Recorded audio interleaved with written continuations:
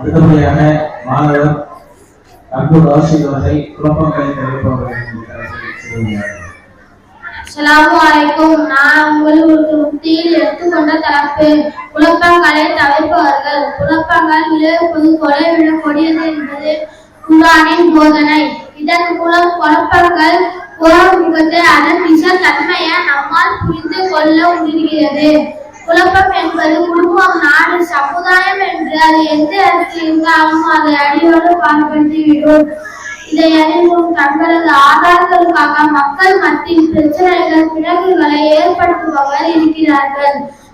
தங்களது சுயநலத்துக்காக குழப்பங்களை ஏற்படுத்துபவர் அல்லது இருக்கும் குழப்பத்தை வளர்த்து விடுபவர்கள் இருக்கிறார்கள்.